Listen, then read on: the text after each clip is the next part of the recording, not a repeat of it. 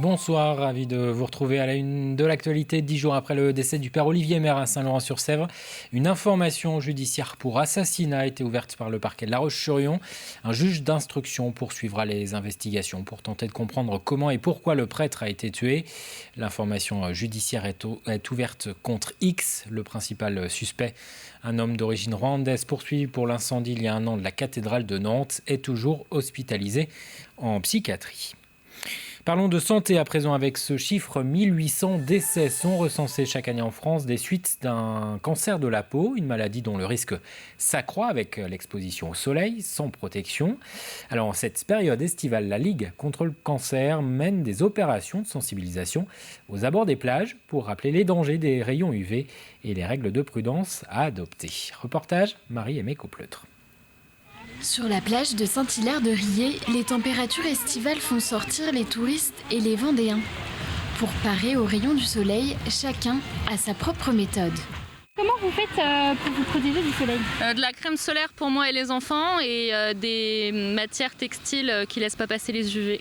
Je mets de la crème solaire. Port de casquette, port de lunettes. En général, ce qu'on fait, c'est qu'on s'hydrate énormément. Je mets mes lunettes de soleil.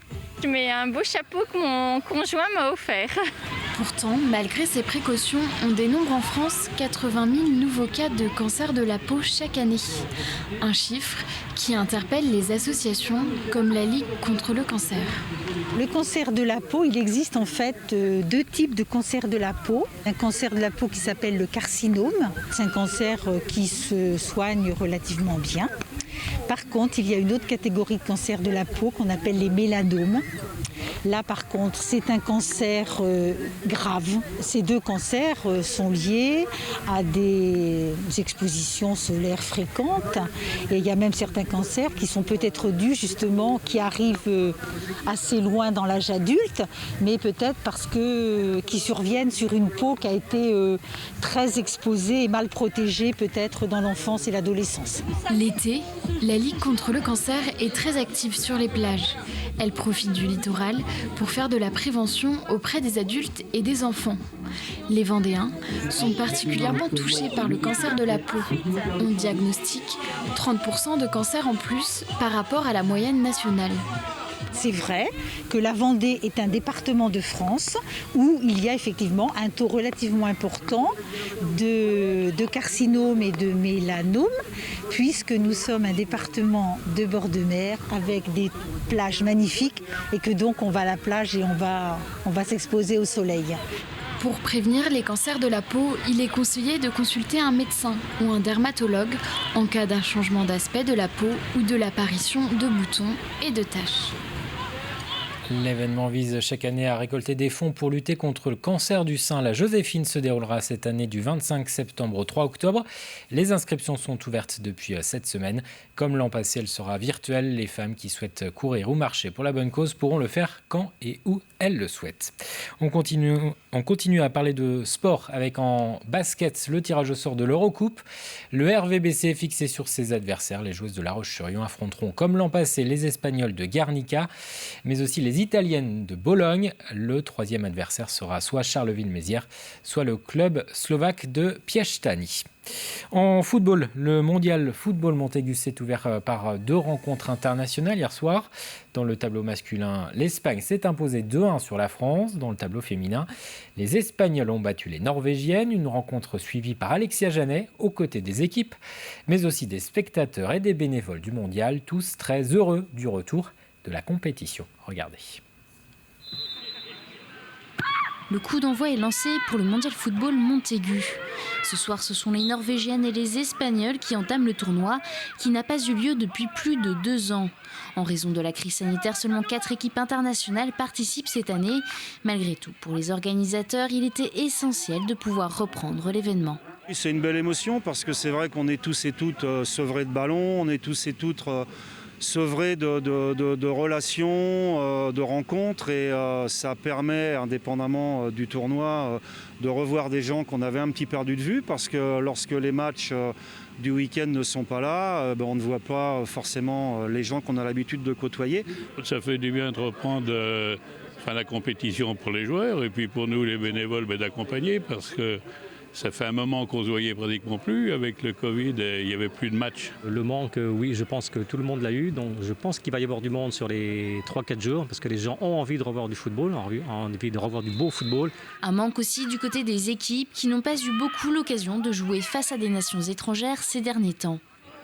Pour nous, c'était super de participer au tournoi ici à Montaigu, avec cet environnement aussi agréable et familier. C'était vraiment super. Pour nous, c'est un privilège et beaucoup d'émotions de retrouver le terrain, surtout pour des joueuses qui le méritent.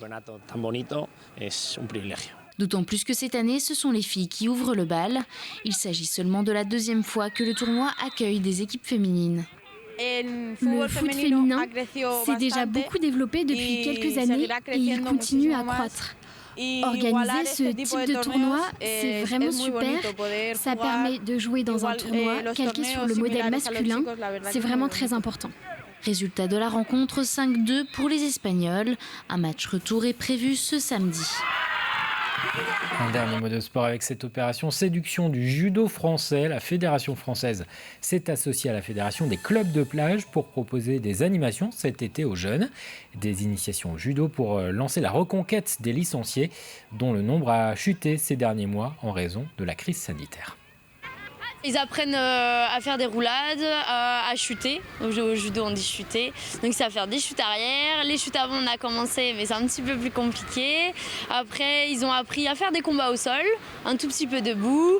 Ils ont appris à faire des petits fauchages au sol, voir des retournements, puis écraser le copain sur le dos. L'objectif, c'est vraiment qu'on ait du monde dans les dojos à la rentrée. On est une discipline qui a beaucoup souffert.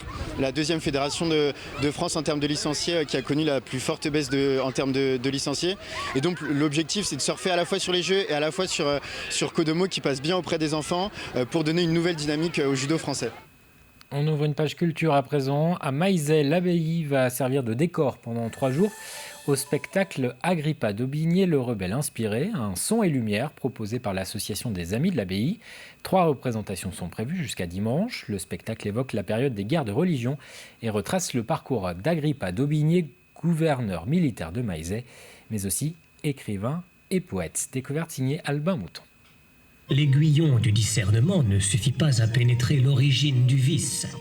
Dernières heures de répétition pour la centaine de bénévoles du spectacle Son et Lumière de l'abbaye de Maizet, une représentation qui se déroule à l'époque d'Agrippa d'Aubigné. Pendant 30 ans, Agrippa d'Aubigné, qui était donc un chef protestant et un grand écrivain aussi, grand poète français, a donc gouverné Maillezais et c'est lui qui est responsable des fortifications qu'on voit actuellement. Il en a fait une place forte. Notre histoire, c'est nos racines. Il faut pouvoir expliquer ce que l'on est à l'heure actuelle vient de ce qui s'est passé autrefois. Ça, c'est une certitude.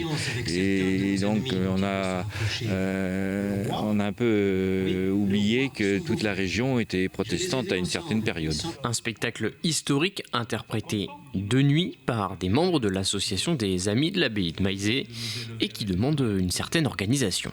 C'est compliqué entre guillemets à mettre en place en partant du principe que c'est quand même des bénévoles qui font pour la plupart ça, donc une semaine tous les 2 ans.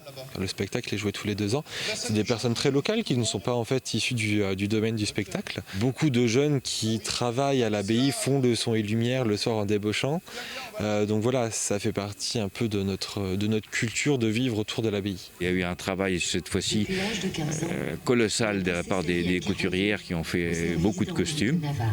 Et puis aussi beaucoup d'accessoires. On a même monté des canons. Le canon, c'est une création aussi des bénévoles. Et donc ça a été un très gros travail de préparation. Tous ces bénévoles sont dirigés par le metteur en scène Jacques Boireau. C'est lui qui a écrit le spectacle et qui joue également le personnage principal d'Agrippa d'Aubigné. Ce qui est impressionnant, c'est de le jouer vraiment dans le cadre historique. Par exemple, l'histoire qu'on raconte, c'est vraiment passé là où on la joue. Donc c'est quand même intéressant de se glisser dans la peau de ces personnages de cette époque. On a à la fois donc le jeu des acteurs sur scène et en figuration aussi, c'est-à-dire avec les actions qui sont assignées. Donc, nous avons donc de la pyrotechnie pour renforcer tous les effets visuels. Donc là, en répétition, on ne joue pas. Et on a aussi sur la façade des images géantes qui nous permettent d'évoquer l'histoire de France. Pour assister aux représentations, rendez-vous donc à l'abbaye de Maillezais ce vendredi, ce samedi et ce dimanche à 22h. L'entrée est soumise à la présentation d'un pass sanitaire.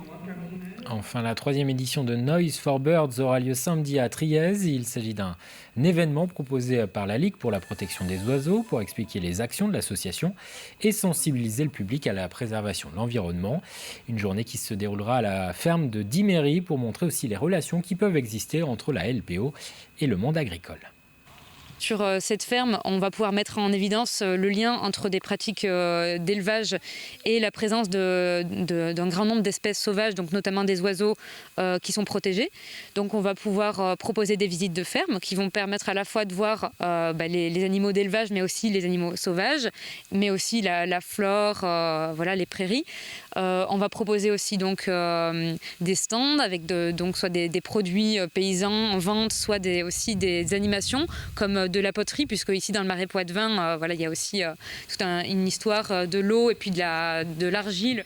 Des propos recueillis par Albin Mouton. Les prévisions météo pour ce vendredi, un ciel encore partagé entre nuages et éclaircies. Le temps devrait être plus lumineux dans l'après-midi. Les températures grimpent, il fera meilleur de la journée. 19 degrés sur les îles, 22 à 23 degrés du côté des Sables-d'Olonne et de la Tranche-sur-Mer et 28 à 30 degrés dans le Bocage. Avant de refermer cette édition, une nouvelle page dans le carnet rose de TV Vendée avec la naissance d'Alba. Toute l'équipe se joint à moi pour adresser nos félicitations à Fanny Poirier et à Julien. La petite fille est née ce mercredi soir et pèse près de 3 kilos. Toute la famille se porte bien. Merci de votre attention. Très bonne soirée sur TV Vendée.